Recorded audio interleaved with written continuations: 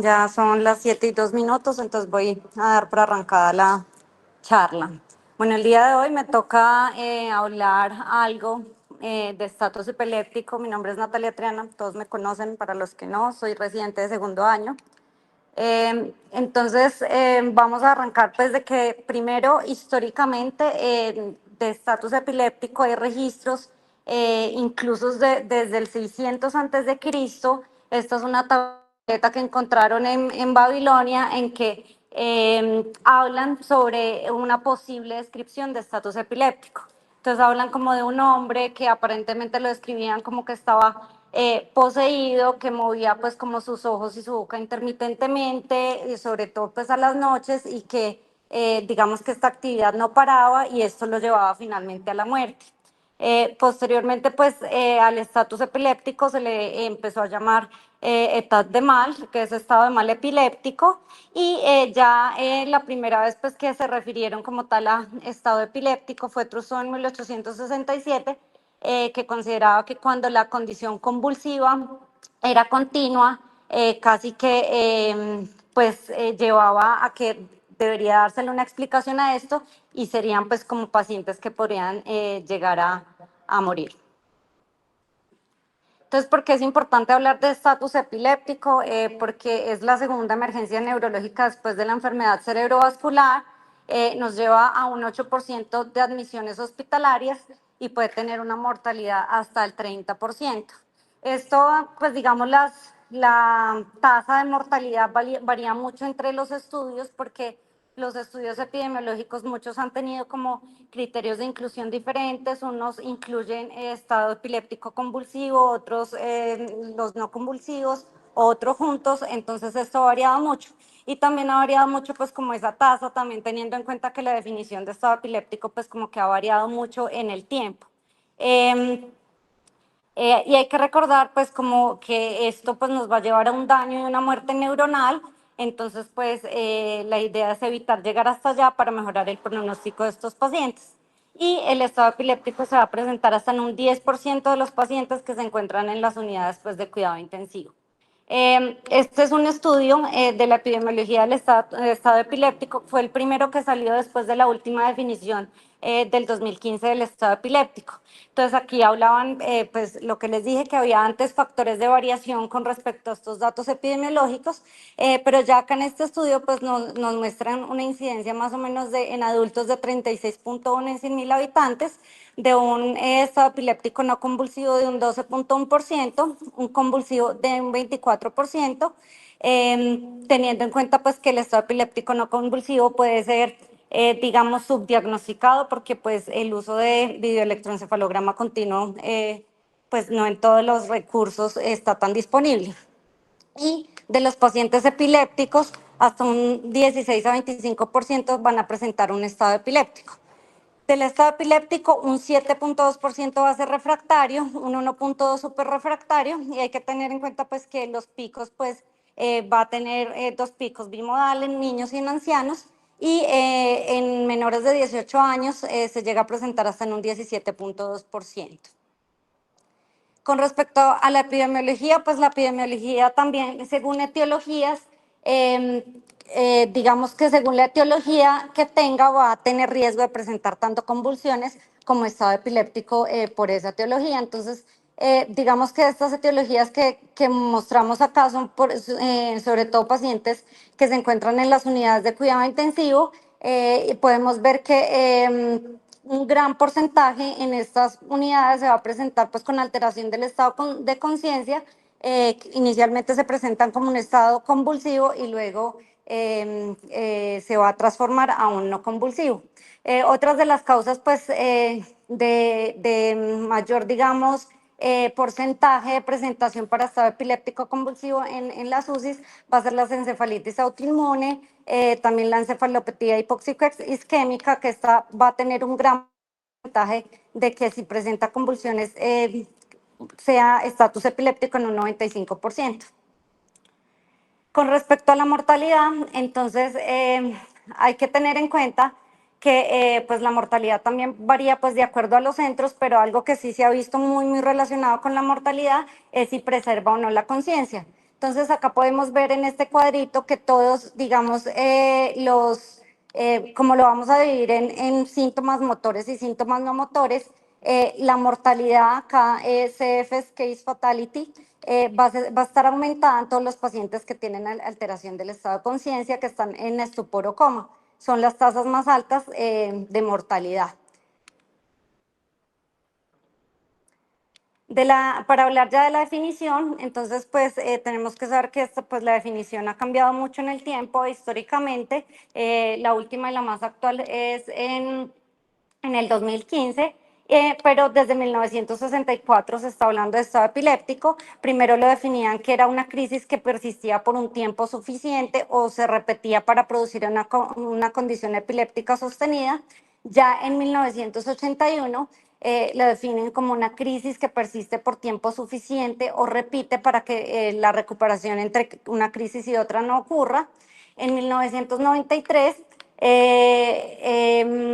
la definen como que tiene una duración de más de 30 minutos con dos o más crisis en recuperación de la conciencia. En 1999, más de 5 minutos de crisis convulsiva generalizada o dos o más sin recuperación.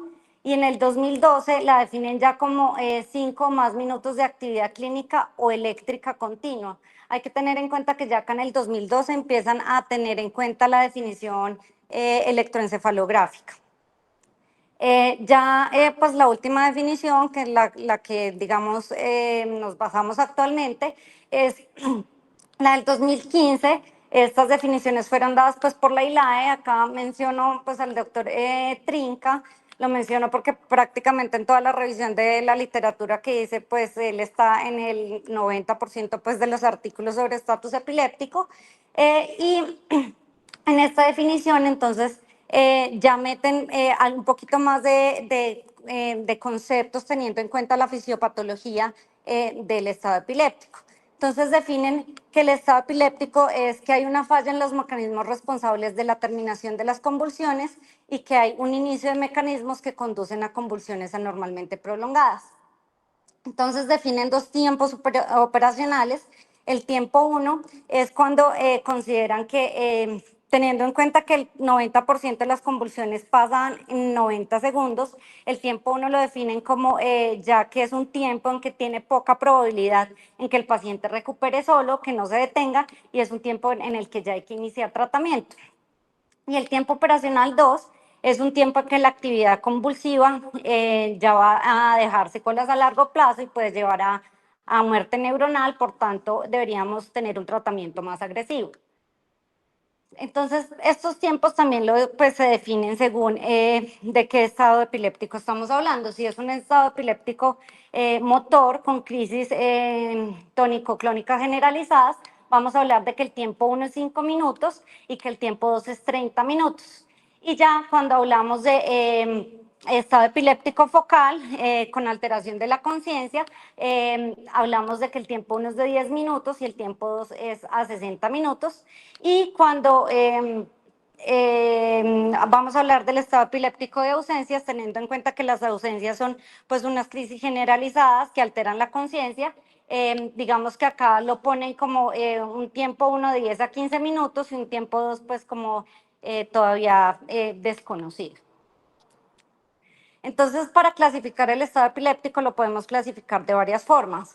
Según la semiología, según la etiología, según el tiempo, según el correlato electroencefalográfico o también según la edad. Según la semiología, entonces lo vamos a clasificar si tiene síntomas motores prominentes o si no tiene síntomas motores prominentes, que sería un estado epiléptico no convulsivo. El de con síntomas motores prominentes, entonces se lo podemos dividir en tónico clónico, mioclónico, motor focal, tónico hiperkinético, y el estado epiléptico no convulsivo, entonces con coma, generalizado, focal o de inicio pues desconocido si es focal o generalizado.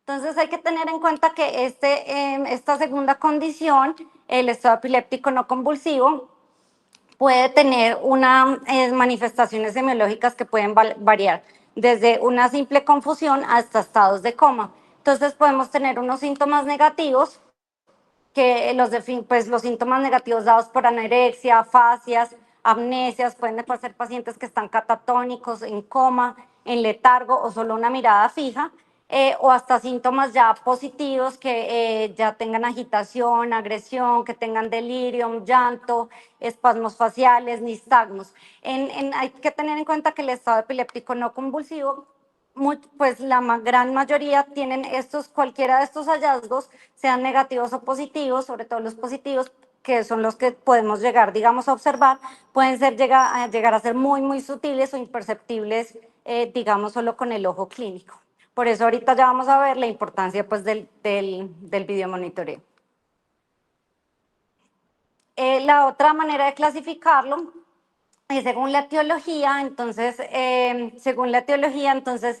podemos clasificarlo como, digamos, sintomático o criptogénico.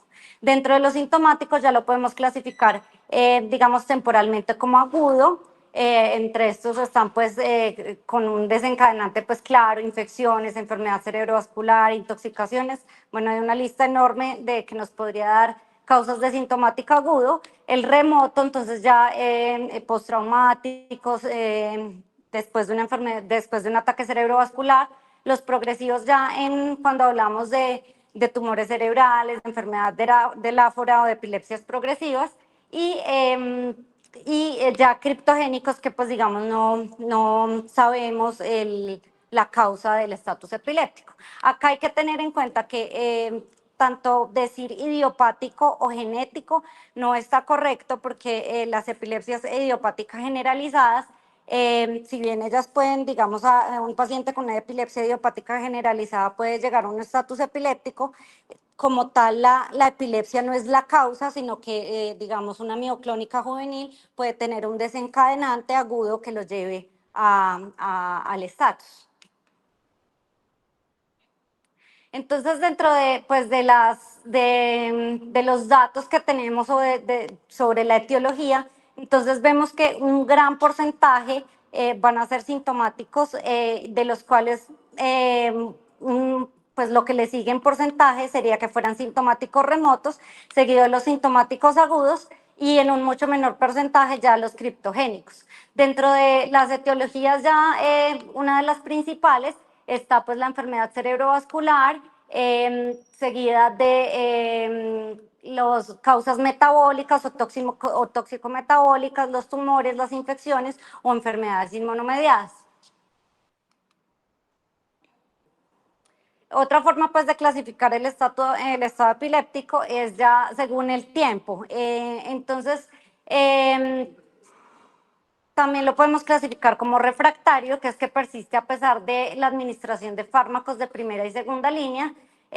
Para esto no requiere pues una duración específica, sino que ya haya recibido pues estos dos tratamientos. En superrefractario, que continúa por 24 horas o más después del inicio de fármacos anestésicos, o que una vez disminuidos los fármacos anestésicos recurre cuando retiran estos medicamentos. Un refractario prolongado es que dura más de 7 días a pesar de un tratamiento adecuado, a excepción del coma terapéutico con anestésico, o sea que tiene un fármaco de primera y un fármaco de segunda línea. Y el superrefractario prolongado, que lleva más de 7 días a pesar pues, de un fármaco de primera línea, una segunda línea, y ya incluiríamos los de tercera línea, que son los anestésicos. Acá puse también pues el North Surfires, para nombrar pues que esta condición es un estado epiléptico de reciente inicio en pacientes que no tienen una alteración pues como estructural o una posible causa o una epilepsia conocida. Y el FIRES cuando tienen una fiebre previo, 24 horas a 2 semanas previo a la presentación del estatus epiléptico.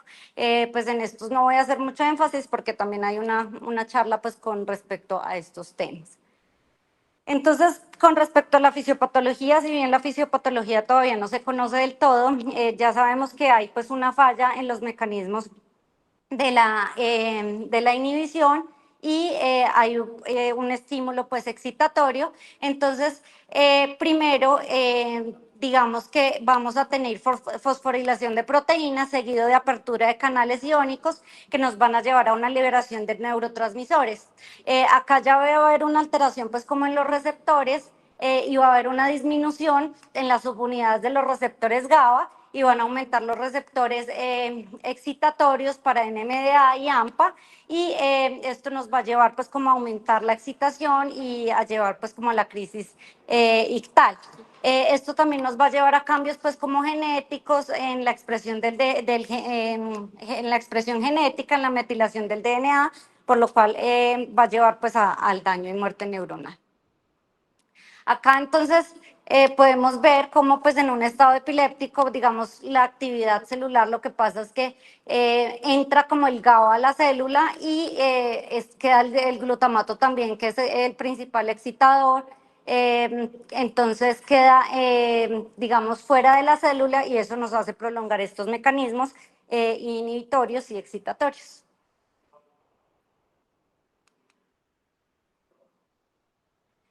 Entonces, con respecto a la evaluación, el diagnóstico, entonces, acá, antes pues de hablar como de tratamiento, entonces vamos a hablar algo de las indicaciones de videoelectroencefalograma, de neuroimagen y pues el enfoque de la búsqueda etiológica. Entonces, para empezar hablando del videoelectroencefalograma, hay que tener en cuenta que en pacientes con estado epiléptico, la mayor parte de los electroencefalogramas van a ser anormales, pero no todo lo anormal va a ser estatus epiléptico. Entonces, para eso ya vamos a ver ahora unos criterios que nos van a ayudar a definir.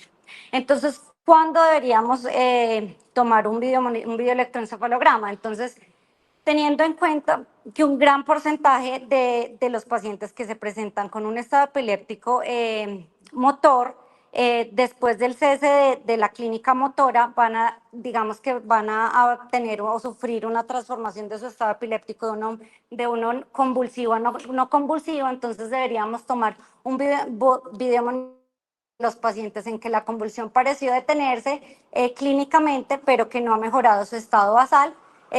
Acá hay que tener en cuenta que pues en pacientes que ya tienen, digamos, un diagnóstico de una encefalopatía epiléptica, si el paciente ya vuelve a su estado basal, realmente en estas encefalopatías epilépticas no sería necesario hacer un videomonitoreo después del cese de la convulsión motora.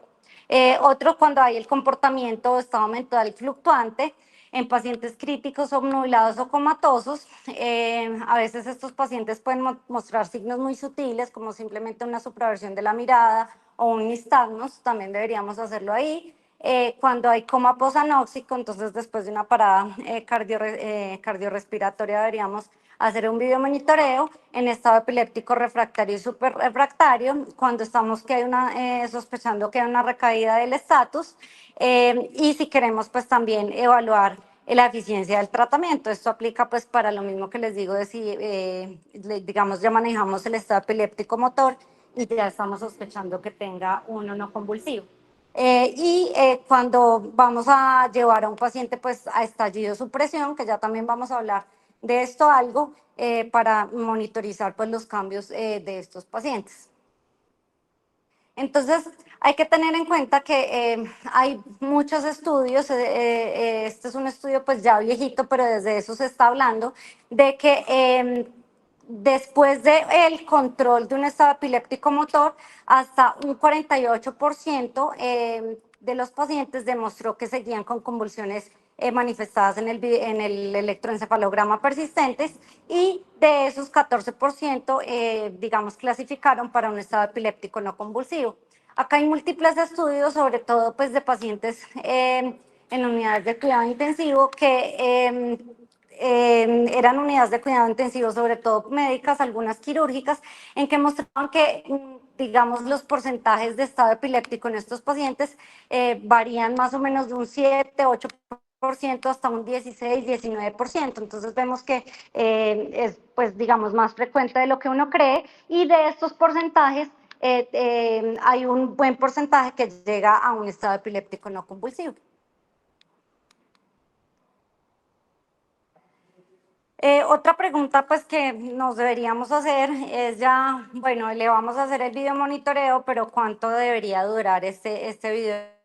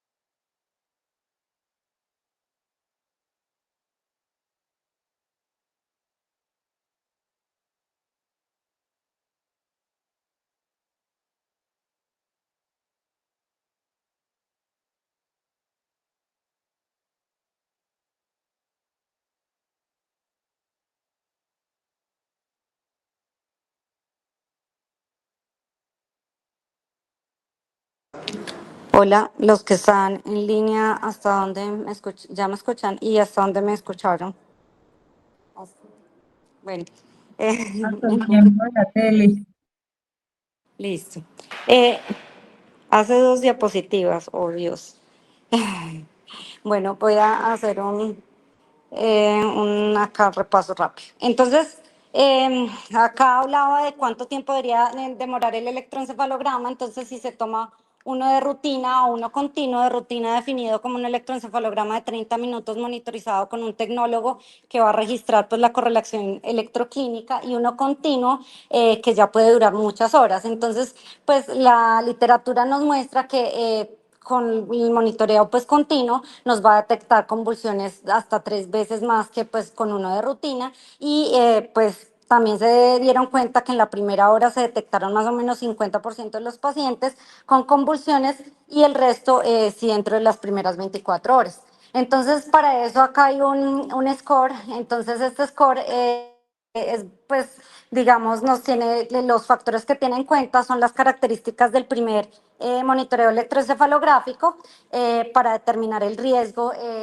y determinar, pues, evaluar el riesgo de que esté el paciente teniendo convulsiones y así tomar la decisión de cuánto tiempo debería durar nuestro electroencefalograma. Entonces, lo que tiene en cuenta es la frecuencia, si tiene más de 2 Hz, si tiene descargas periódicas, actividad delta rítmica, si tuvo una convulsión previa, y pues cada uno nos daría un puntaje, un punto de 1, y el único que puntúa pues 2 son descargas ictales rítmicas, si puntúa 0, pues podríamos simplemente dejar un electroencefalograma de 1 hora. Si puntúa 1, si tomamos uno continuo de 12 horas, nos detectaría pues tendría una sensibilidad para detectar convulsiones hasta un 95%, y cuando puntúan 2 o más en este score, para tener una sensibilidad del 95% de detectar convulsiones, pues nos indican que deberíamos tomar al menos 24 horas. Y pues si el paciente mostró inicialmente descargas epileptiformes o están comatosos, pues son los que tuvieron ya previamente convulsiones, pues tienen un riesgo alto, entonces hablan de que hacer un videomonitoreo, un electroencefalograma más extendido. Entonces, realmente pues esto son unas recomendaciones, pero pues también se habla de que eso se debe extrapolar, digamos, no se ha visto por estudios que sea totalmente, si bien reduce mortalidad, no se ha visto pues que sea costo efectivo. Entonces habría que ver pues de acuerdo a la condición y pues al recurso pues, de las instituciones o donde estemos ubicados. Entonces, cuando ya vamos pues a hablar como de los criterios por electroencefalograma, entonces, pues en el estado epiléptico convulsivo, pues el electroencefalograma nos puede mostrar un electroencefalograma que va a estar oscurecido por artefactos musculares y de movimiento. Podemos encontrar una actividad continua de punta y onda que nos va a indicar pues actividad generalizada.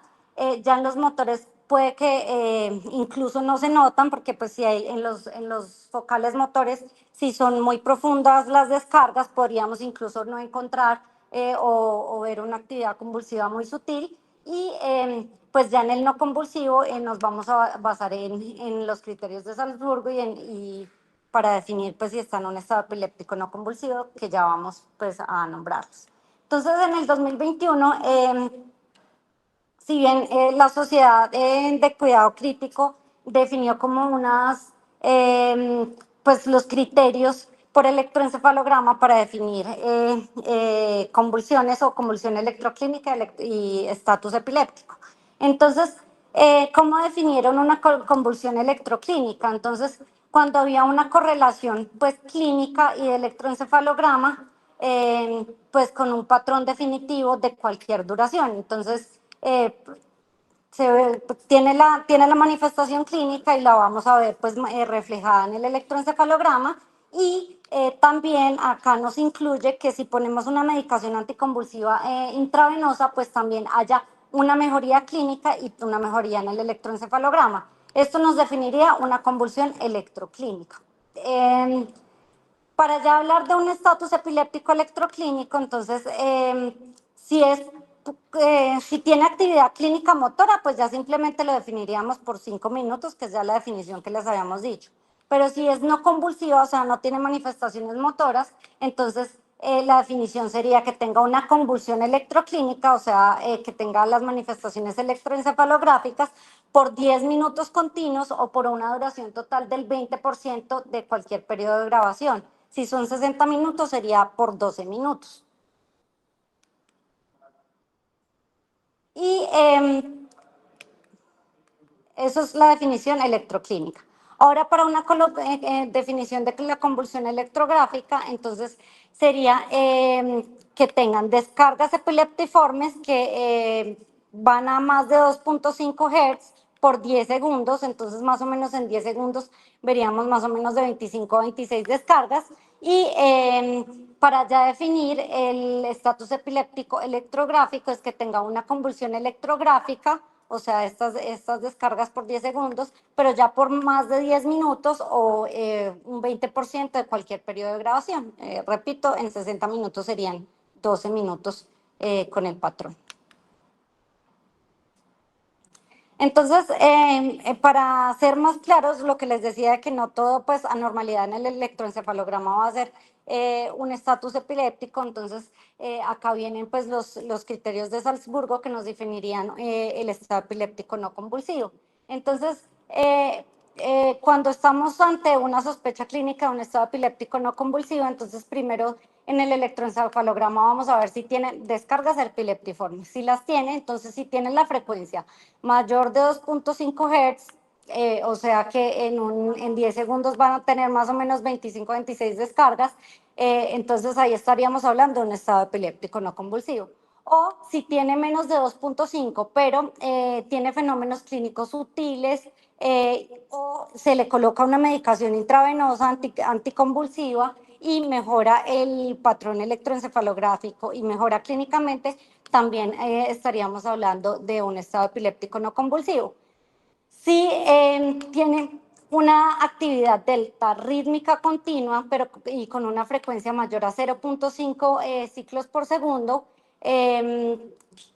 si la tiene, podríamos decir que si tiene, otra vez, podríamos hacer una prueba con medicación anticrisis, ver si mejora el patrón electroencefalográfico y mejora clínicamente. Ahí podríamos decir que estamos ante un posible estado epiléptico no convulsivo, o si, no, si ya no tiene esta, pues ya descartamos el estado epiléptico no convulsivo.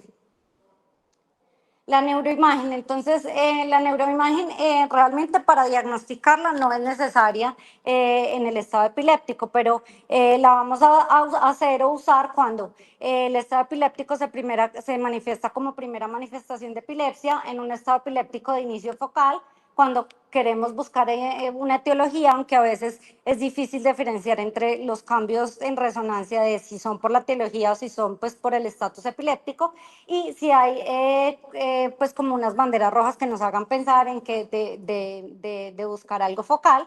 Entonces los cambios en la resonancia podemos tener cambios locales o cambios remotos. Los cambios locales es que pues en la resonancia vamos a ver sobre todo pues las secuencias T2 y FLAIR y también el contraste. Entonces en las secuencias podemos ver realces de surcos, inflamación del hipocampo, lesiones corticales focales, vamos a tener un aumento de la señal en T2, un aumento de la señal en FLAIR, podemos encontrar hallazgos de restricción a la difusión difusa por ruptura de la barrera hematoencefálica. Entonces vamos a ver que va a haber tortuosidad de vasos por aumento de la perfusión y puede haber algo de realce del contraste.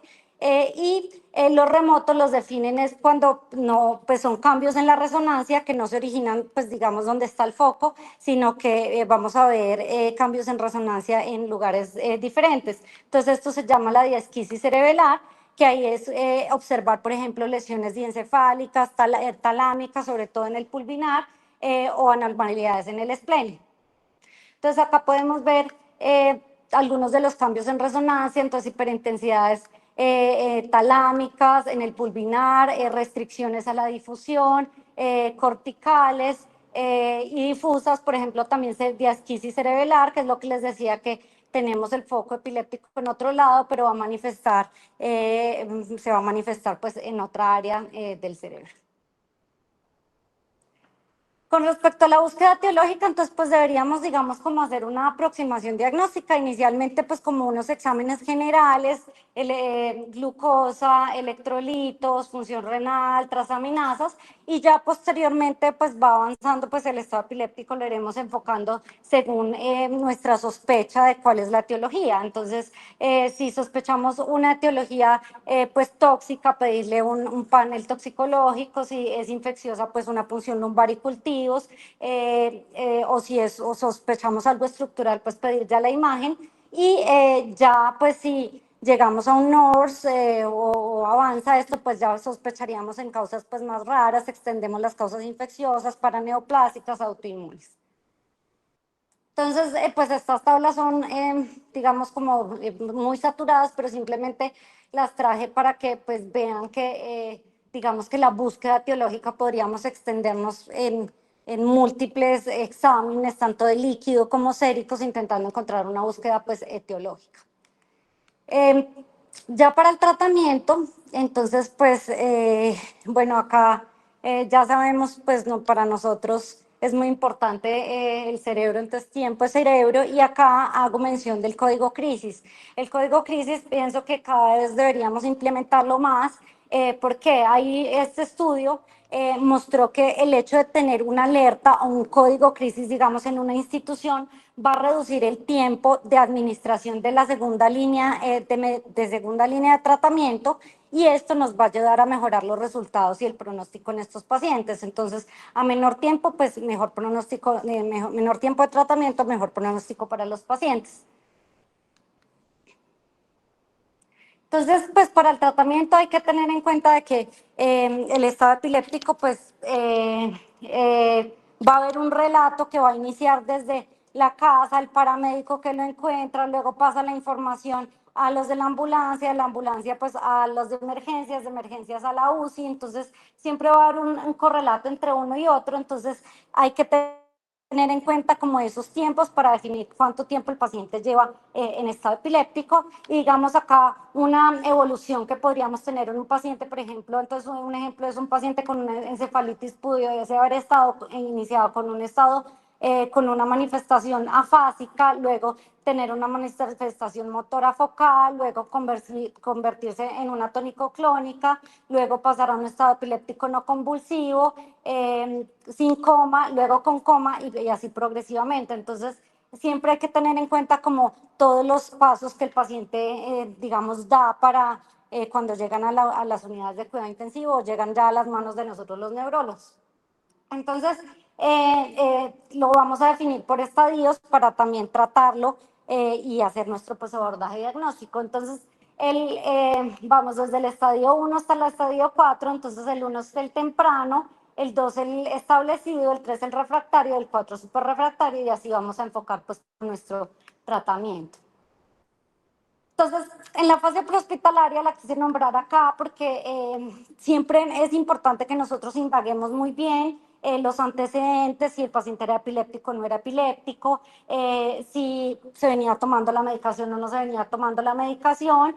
Y acá pues nombro como la parte prehospitalaria, si bien acá digamos, la gente que de atención prehospitalaria no está autorizada para administrar medicamentos, digamos, los médicos o personal de EMI, si pudiese ser, entonces en la fase prehospitalaria recomienda que se pudiese iniciar ya medicamento con benzodiazepinas en manejo pues que no sea intravenoso, entonces se da la opción del midazolam intramuscular, intranasal o oral, y el diazepam rectal. Ahorita ya vamos a ver, hay unos estudios pues, que demuestran cuál es mejor que cuál, y hay que recordar que cuando no se usa la vía IV, hasta un 20 a 30% tienen un tratamiento fallido por otras vías. Ya en el hospitalario, entonces, pues primero el ABC de todo paciente, permeabilidad de vía aérea, mantener metas de oxígeno, estabilidad hemodinámica, un monitoreo, acá volver a indagar antecedentes, consumos,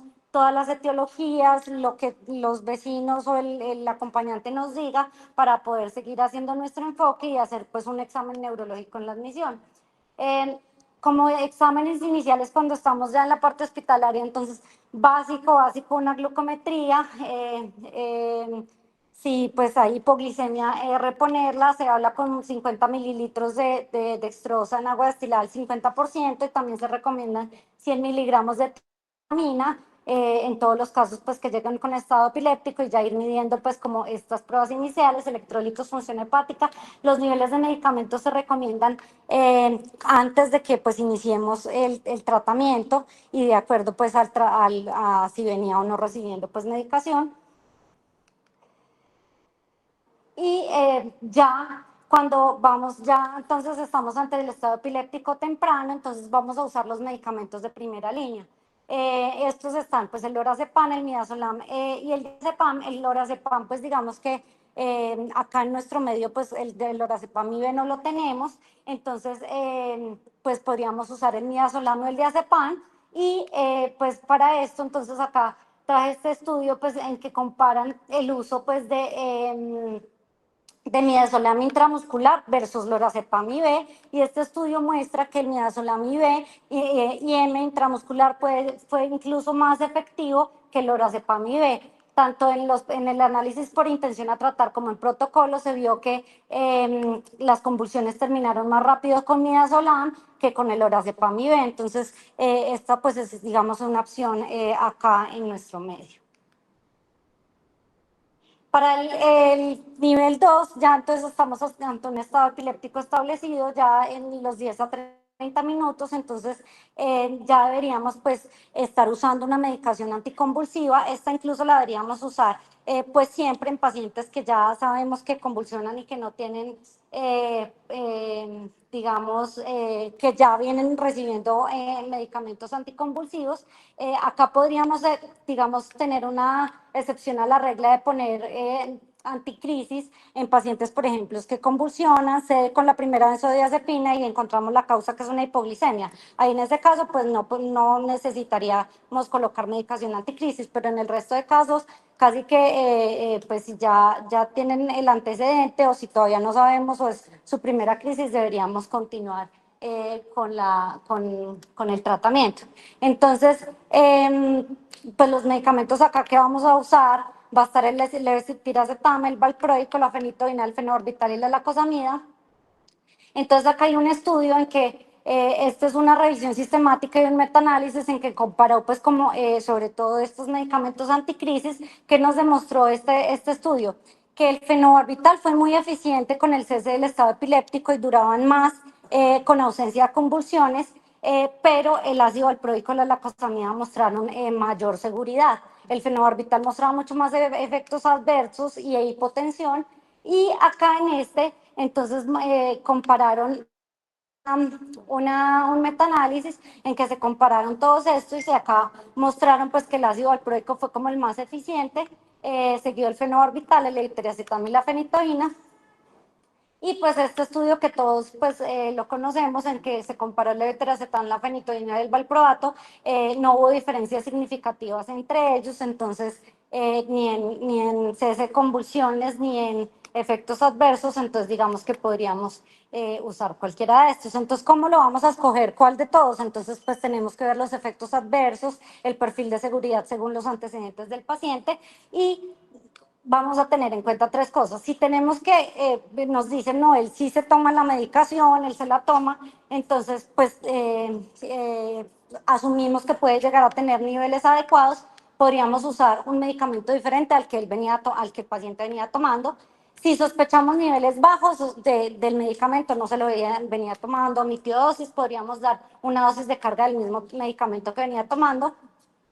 Si el paciente venía tomando levetiracetam, entonces podríamos, si usó el levetiracetam recientemente, igual podríamos dar una dosis de carga porque se ha visto que no tiene mucho efecto adverso, o podríamos usar uno distinto también en este caso.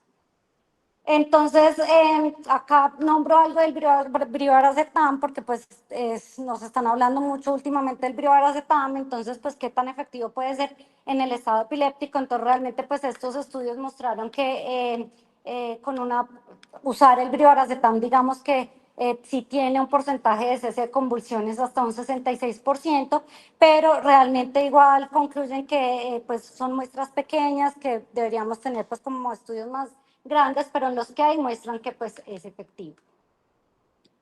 Entonces el ácido valproico viene en ampollas de 500 miligramos, la dosis es de 20 a 40 miligramos, máximo 3000. Recordar por las contraindicaciones, disfunción hepática, porfiria, y por ejemplo acá pongo el ejemplo, si pesa 60 kilogramos, entonces para no subdosificar serían 3 ampollas en 5 minutos. El levetiracetam, que pronto son ampollas de 500 miligramos, la dosis máxima hasta de 60 miligramos kilogramo. No tiene efecto cardiovascular, pero sí puede tener agitación y psicosis. Si pesa 60 kilogramos, le daríamos 5 ampollas en 10 minutos. Si vamos a usar la lacosamida, las ampollas vienen de 200 miligramos, se puede usar máximo hasta 600 miligramos, pero acá recordar siempre hacer el EKG previo, que no tengan bloqueos y que tenga pues como algo cardiovascular. Otros que pues digamos que podríamos usar en medicamentos anticrisis, pero pues digamos que no serían los iniciales porque no vienen en presentación IV, sino ya en ajuste de medicamentos anticrisis, están el topiramato, el clobazal y el perampel. El perampel no lo contamos acá en Colombia, pero los otros sí podíamos usarlos por vía de sonda nasogástrica. Entonces acá, ojo, la subdosificación en los estudios demuestra que hasta un 76% de los pacientes que llegan con estatus epiléptico les ponen una dosis baja. Entonces acá si le pone una dosis baja, eso pues no le va a hacer efecto, va a recurrir el estatus epiléptico en una hora de iniciado el tratamiento. Ya la tercera línea, entonces recordar ya si vamos a usar anestésicos IV, entonces un estado epiléptico refractario, el paciente debe estar en UCI, puede requerir intubación orotraqueal. Acá ya consideraremos el electroencefalograma continuo o según ya lo que hablamos, y siempre preguntarnos si sigue en estado epiléptico al ingreso a la UCI, cuál es la causa, si realmente se eliminó o no, si está en un estado no convulsivo y si hubo daño cerebral. Estas son unas de las causas ya más frecuentes, pues como en el refractario, que pues también ya más adelante va a haber otra charla de eso, entonces no me enfoco en eso. Entonces, ¿cuál antiepiléptico se debería utilizar en el tratamiento en el estado epiléptico refractario? Entonces tenemos estas opciones: el propofol, midazolam, tiopental, ketamina. Acá pues se hablan de las dosis de carga y de mantenimiento. La mayoría pues son, pues potencian el GABA o hacen efecto inhibitorio hacen antagonismo de los NMDA. Y acá pues es un estudio en que muestra pues a ver cuál sería más efectivo que cuál. Entonces mostraron que tanto el midazolam como el propofol son comparables en la resolución de las crisis y causan menor sedación. El fenobarbital tiene un control más largo de las convulsiones, pero tiene más efectos adversos. Y acá vemos cómo a medida de si se usa 1, 2, 3 o 4 más anestésicos IV, pues si usa uno, la mortalidad va a ser, digamos, esta ordecita. Si usa 4 o 5, va a aumentar la mortalidad y van a disminuir los resultados en ranking de estos pacientes. Entonces, ¿cuál es el objetivo de las infusiones? Entonces, el control de las convulsiones clínicas, recordemos, no es suficiente, pues porque sí pueden seguir en estado epiléptico no convulsivo. Entonces, realmente no hay una literatura que nos diga claramente cuál sería la meta electroencefalográfica a la que debemos llegar. Si solo un cese de convulsiones, si llegar a un estallido de supresión o si a una supresión completa. Entonces, el estallido de supresión, vamos a nombrarlo acá porque pues se habla de él ahorita en las metas electroencefalográficas. Entonces, cuando hay una alternancia de ondas lentas de alto voltaje, que son las pues como ráfagas, seguido de una línea deprimida, que sería pues como la supresión. Entonces, acá en este consenso colombiano que salió en 2019, que ahí participó nuestra profe también, la doctora Lady Ladino. Entonces la recomendación que hacen es que en qué momento el estado epiléptico se debería utilizar el estallido de supresión. Entonces, en refractarios y suprarrefractarios, durante 12 a 24 horas bajo un monitoreo videoelectroencefalográfico.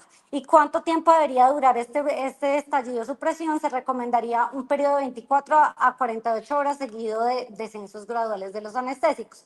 Entonces, eso lo recomiendan, digamos, acá el consenso, pero cuando uno mira la literatura no es clara y dice que también la sociedad, pues digamos que llevar a un estallido de supresión o altas más dosis de anestésicos puede realmente no impactar en la finalización de las convulsiones o en el retorno a la función neurológica premórbida. Y hay algunos autores que dicen que incluso ellos serían como más laxos y permitirían como cierto grado de convulsiones porque el hecho de usar anestésicos prolongadamente hace que se prolongue la ventilación mecánica y las complicaciones en los pacientes. Entonces, pues realmente es como lo que más encontré en la literatura. Lo que recomiendan entonces sería, después de lograr pues un objetivo electroencefalográfico deseado, ya sea el estallido supresión o disminución de las convulsiones durante 24 a 48 horas. Se recomendaría una reducción gradual de los anestésicos durante un periodo de 6 a 12 horas y con monitoreo continuo para mirar que no haya recurrencia y nos toque otra vez reiniciarlos. Y acá hay que tener en cuenta que 50% de los pacientes tratados por estatus epiléptico refractario tendrán crisis no convulsivas durante pues, el tratamiento. Eso va a llamarse convulsiones como irruptivas o cuando se intenta el desmonte de de los anestésicos. Entonces se van a llamar convulsiones por abstinencia. Entonces, la recomendación, mantener niveles terapéuticos, cuando vamos a desmontar el anestésico, mantener niveles terapéuticos elevados de al menos un medicamento anticrisis de acción prolongada antes de disminuir las infusiones continuas. Un uso insuficiente de medicamentos anticrisis de acción prolongada probablemente nos aumentará el riesgo de recaída y el tratamiento iniciarlo siempre antes y continuarlo en el momento de reducir estas infusiones. Acá pongo un ejemplo, es un paciente con una encefalitis autoinmune, inicialmente le ponen un lorazepam IV, le ponen luego medicamento anticrisis, el paciente igual sigue presentando, cesan las manifestaciones motoras, pero sigue presentando crisis no convulsivas. Y entonces para eso ponen un anestésico IV y acá presenta ciertas ráfagas pues digamos, lo llevan a brote supresión, luego le intentan desmonte del anestésico y vuelven y reaparecen hasta que finalmente vuelven, inician otra vez el anestésico, pueden mostrar luego ondas periódicas lateralizadas y finalmente este paciente, pues de este ejemplo, luego de un segundo intento de desmonte de los anestésicos, lograron pues desmontárselo y quitarle que no reaparecieran el estado epiléptico no convulsivo. Entonces, acá tener en cuenta, digamos, de estos que se usan para el refractario, pues las consideraciones y los efectos adversos, el midazolam y el propofol, pues dan más hipotensión, depresión respiratoria. A veces podríamos usar, digamos, midazolam combinado con ketamina para que no nos haga tanto efecto cardiovascular. Y el tiopental es el que más da hipotensión, bradicardia y más efectos adversos. Ya en el superrefractario, entonces ya una vez usados los anestésicos, pues nos hablan de otras terapias. Acá ya nos tocaría considerar inmunoterapia como esteroides, plasmaféresis, inmunoglobulina y otras terapias como dieta cetogénica, ya el uso de ketamina. Entonces, el uso de ketamina para tratar estado epiléptico, entonces lo recomiendan en estado epiléptico refractario, asociarlo con midazolam o propofol para mitigar los efectos circulatorios. Acá este estudio nos mostró que pues era un estudio de 68 pacientes que el uso de ketamina disminuyó hasta en un 50% la carga de convulsiones en 24 horas y el cese completo de convulsiones en un 63% de los pacientes. Y esto ayudó a que se disminuyera el uso de vasopresores, de lo que esto pues aumenta la presión, sin un aumento de la PIC, como el efecto adverso que le tenemos. La inmunoterapia, no voy a hacer mucho énfasis en esto lo vamos a ver en epilepsia autoinmune, pero esta se usa cuando estamos sospechando encefalitis autoinmune, NORS, FARS, FIRES y pacientes que van a recibir cualquiera de estas terapias de inmunoterapia, pues les va mejor clínicamente y recaen menos que los pacientes que no reciben tratamiento. Entonces ya en refractario siempre es ya empezarlo a considerar.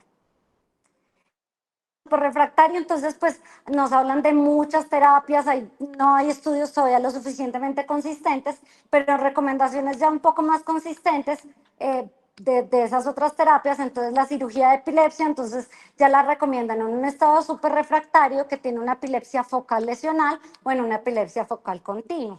Y la dieta cetogénica, que pues también es una dieta que nos va a ayudar como una terapia coadyuvante y ha demostrado ser pues también efectiva, y la dieta Atkins modificada. Entonces, normalmente lo que dicen es que se usa la dieta cetogénica, que es una dieta alta en grasas, baja en carbohidratos, y una vez se desmonta podríamos usar una dieta Atkins modificada, que es que tiene más contenido de proteínas. Esto disminuyó el uso de dieta cetogénica, hizo que el estado epiléptico se resolviera en 3 días y disminuyó la dosis de anestésicos en 5 días.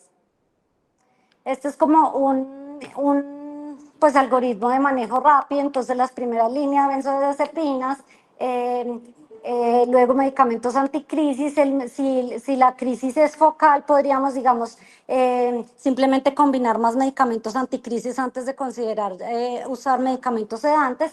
Y ya si es convulsivo generalizado o un estado epiléptico no convulsivo, pues ya medicamentos sedantes, podríamos usar asociación de midazolam y propofol, o considerar ya ketamina, ya acá empezar a considerar todo lo de esteroides, plasmaferesis y inmunoglobulina, y pues ayudarla con dieta cetogénica. Estas son las complicaciones que puede tener un estatus epiléptico. Entonces, los cuadritos, digamos, azules son las complicaciones que se refieren como tal secundarias al estado epiléptico. Los cuadritos amarillos son los que se refieren a complicaciones asociadas al uso de medicamentos. Con respecto al pronóstico, entonces lo que más nos va a marcar el pronóstico va a ser la edad, la etiología, ciertas comorbilidades médicas, cuánto duró el estado epiléptico, que pues si usó o no drogas anestésicas. Y hay que tener en cuenta que el riesgo de desarrollar epilepsia es 3 veces más después de un estado epiléptico comparado cuando se tiene una crisis única, y pues que si seguimos en estado epiléptico nos va a llevar a atrofia cerebral. Pues estos scores son los más conocidos pues por nosotros, que nos van a definir mortalidad intrahospitalaria, el STES y el ENSE, teniendo mejor sensibilidad para mortalidad intrahospitalaria que el STES. Acá nos tiene en cuenta el nivel de conciencia, cuál fue la peor crisis epiléptica, la edad, si tiene historia previa de epilepsia, y siendo un resultado poco pues desfavorable, mayor o igual a 3 para mortalidad intrahospitalaria. Acá, este es un estudio del 2023 que miró cuáles eran la predicción de convulsiones no provocadas a largo plazo después de un estado epiléptico. Entonces evaluaron 849 pacientes de más de 12 años. Entonces lo que más definió para predecir que va a tener convulsiones a largo plazo fue si depende de si iniciaron rápido o no el tratamiento, la duración del estado epiléptico, si llegó a estado epiléptico superrefractario, y la etiología si fue sintomática progresiva. Y acá nos hablan del after score. ¿Qué es el after score? Entonces, acá evaluaron como 230 pacientes mayores a 16 años con estado epiléptico y miraron como cuáles factores se asociaban más a desarrollar epilepsia a largo plazo. Entonces, acá definieron pues que lo que más se asoció a epilepsia a largo plazo era si la etiología era criptogénica, si tuvo estado epiléptico refractario, si el tratamiento se demoró más de 1 hora, y qué patrón electroencefalográfico tuvo. Y este es un score, el ACD score, que nos predice la supervivencia a largo plazo a 2 años en pacientes después de un estado epiléptico. Entonces, acá lo que nos mostró este score, tuvieron en cuenta la edad, la duración del estado epiléptico y el nivel de estado de conciencia cuando ingresó el paciente. Entonces, a más puntaje, pues va a tener una supervivencia a 2 años mucho menor. A menor puntaje, pues la supervivencia va a ser mayor. Y acá, este estudio que salió en el 2022, acá hicieron un estudio que usaron la ganaxolona, la nombro, pues obviamente no la tenemos acá todavía. Este es un neuroesteroide y lo usaron para tratar el estado epiléptico refractario, y lo que mostraron es que en pacientes con estado epiléptico refractario que fallaban a la benzodiazepina y a la segunda línea, que tanto pues mejoraba el estado epiléptico, y se dieron cuenta que al usar este neuroesteroide hubo un cese de las convulsiones tras el inicio del medicamento en 5 minutos, y no requirieron los 17 pacientes tratamiento de tercera línea. Gracias. Ya, eso era todo.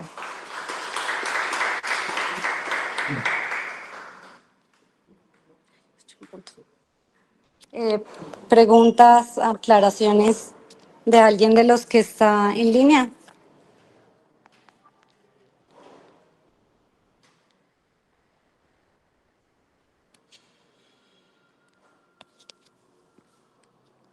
Este es el QR para la asistencia, y creo que también se manda un link online. ¿Alguna duda, alguna aclaración de los que están en línea o acá presencial?